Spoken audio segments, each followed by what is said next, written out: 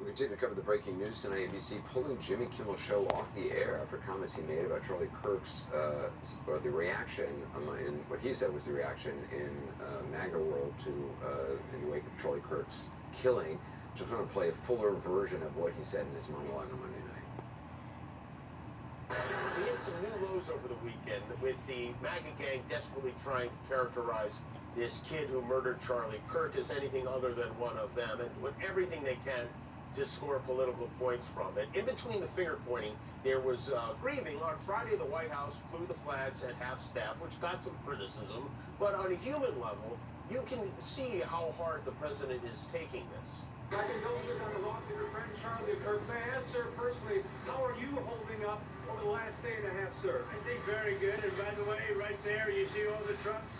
They just started construction of the new ballroom for the White House, which is something they've been trying to get, as you know, for about 150 years, and it's going to be a beauty. Yes. He's at the fourth stage of grief, construction. Demolition, construction. This is not how an adult grieves the murder of someone he called a friend.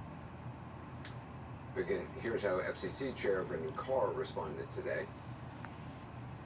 You know, when you look at the conduct that has taken place by Jimmy Kimmel, it appears to be some of the sickest conduct possible. Obviously, there's calls for Kimmel to be fired. I think, you know, you could certainly see a path forward for suspension over this. And again, you know, the FCC is going to have remedies that we could look at.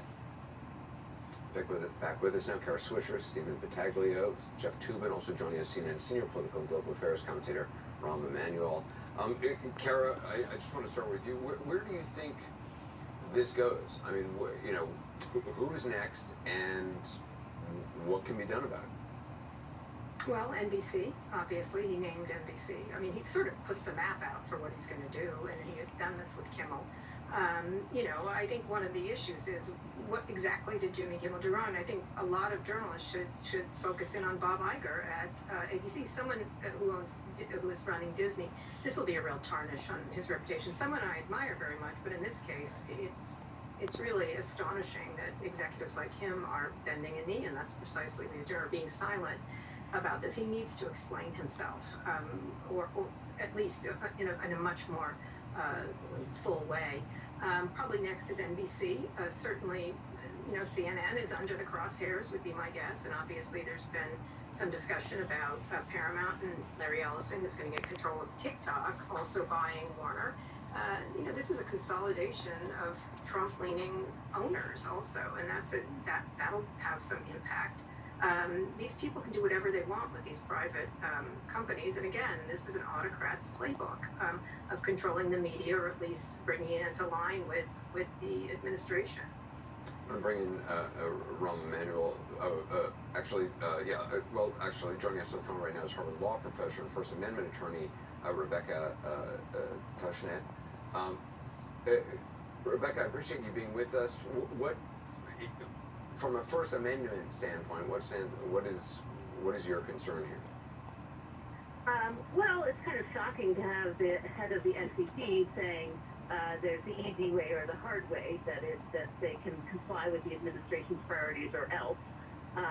That's the definition of government pressure to stifle speech, and it is reflective of a huge problem in this country, which is in part media consolidation, because unfortunately ABC has favors it wants to ask from the government, and so it thinks it has to go along. And as do many companies. I mean, that is what now this consolidation, the corporate ownership it's set up this system that is very vulnerable to an administration who wants to pull these levers. I think that one reason why Comcast is spinning off MSNBC is because they did not want the heat from that coming at them as they try to make deals, and so that's why they wanted to separate her from NBC News. I want to bring in Investor Rahm Emanuel. Rahm, I'm wondering what you thought when you heard this news, and what happens now? Well, I mean, Anderson, he's gone after Kimmel because he said he was going to do it. I agree with others that NBC should watch because he's doing it. He sued the New York Times this week. He sued the Wall Street Journal back in July. He's taken on 60 Minutes and make them change the way they cover news. And it all starts with ABC paying $16 million over George Stephanopoulos, kind of basically grace money. And they're not going to stop until they're stopped. And anybody that thinks they're going to actually wake up one morning and change different, I really believe when you start going into this area, and I think about both the midterm elections and I think about where the public is, this is not going to wear well with what I think are independent or swing voters. An unchecked, unhinged Donald Trump. They are uncomfortable with this. And this is now touching popular culture. I think the other thing I would say is I think Lenny Bruce and George Carlin are rolling over their grave, given a comedian. This is like we're back to the future, where you have comedians being attacked by the government, trying to silence them when they basically say something those in power don't like. That is really what happened here. Jimmy Kimmel, Stephen Colbert, or whoever, said something, or the journalist from Australia said something that people in power didn't like. I can't tell you how many times as a chief of staff or senior advisor to President Clinton, there were times what these guys on late night said. Nobody liked it, but nobody thought about using government power to silence them and get them fired. And these are, as Kara said, leaders in corporate media, very timid souls, weak, pathetic souls. Professor, has there ever been a time in modern history, besides, the Nixon administration, when a presidential administration was so overtly critical of speech on broadcast television to the point of threatening licenses? Well, so Nixon is the obvious comparison. There's also, of course, the Red Scare, where people were driven out of Hollywood and out of government for basically being too lefty, too feminist, and, not for nothing. It was a purge at that time that targeted mainly, women, queer people. So, history doesn't repeat itself, it does rhyme. And the thing that's kind of shocking is we have the legal apparatus to fight back against this. People who fight back are winning.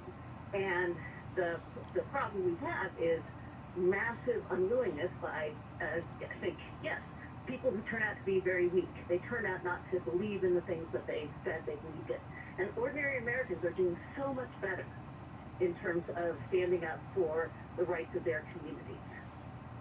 Professor, what's so interesting is sorry, Ram, go ahead.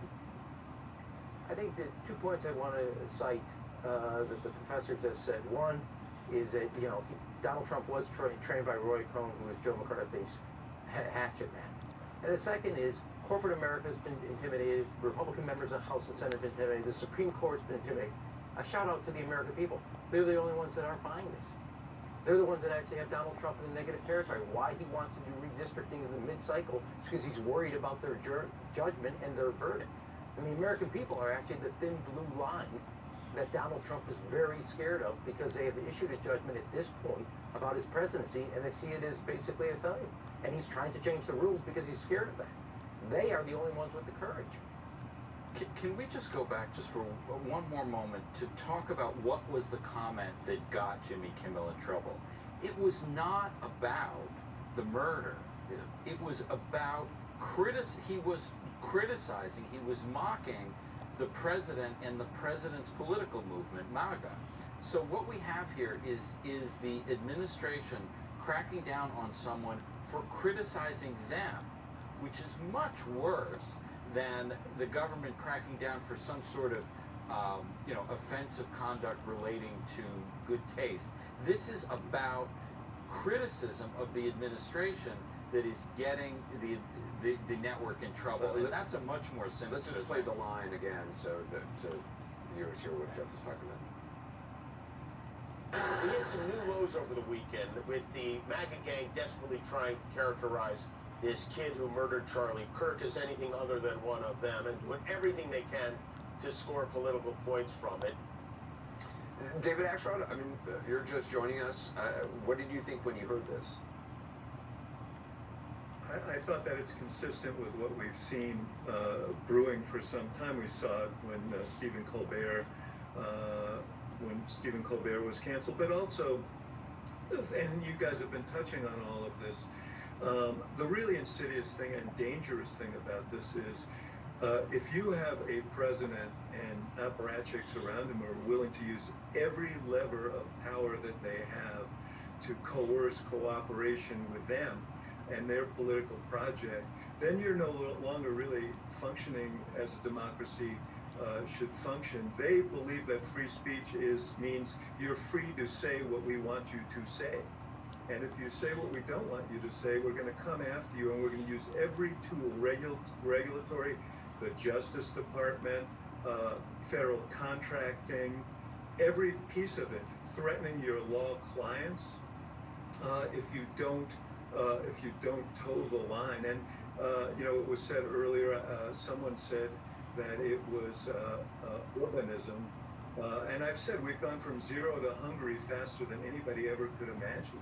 And people need to really consider what this means, because they may like Donald Trump, and they may think this is okay because he is imposing my view on a comedian or on whatever it is. But just remember, he's not going to be there forever. And so we have these rules for a reason. And it's to protect the Commonwealth, the country, the Republic from the overweening influence of one person that's what we'll be celebrating next year, ostensibly. And that is all under threat right now. That's what I thought when I saw that. And Kara, I mean, we heard from, Stephen Miller on that podcast with J.D. Vance, issuing what sounded like very dire warnings about going after unnamed, everybody who it seems they have a problem with. Yeah, who he doesn't like, which is a lot of people. He's a super unpleasant person. But one of the things that's important to keep in mind is there's a lot of independent stuff going on right now. There's a lot of technology that allows people to reach people without these corporations. I mean, it's one of the reasons I left all the corporations, because there's a lot of places where people can speak, even if it's a noisy, atmosphere for a lot of the media. There's all these amazing independent media companies starting. There's all these places that's a little harder to catch. And each one of those places, like Hungary, those things do happen. Independent media and other voices do rise up, including the voters. And so they can try to keep it in this old system. What they're attacking are old businesses that are already dying, by the way. They cannot, you can't stop the change that's happening in media. And Donald Trump, who grew up in the old era, cannot stop what's happening. He can try, but there's so many amazing voices on the internet, on YouTube, on all kinds of things, and many I don't agree with, by the way, but they're there and they are speaking whatever truth they want to, and it's going to be a lot harder to stop that. They won't, in the end, they will not be able to stop it, I think. The big winner tonight is Substack. Anderson.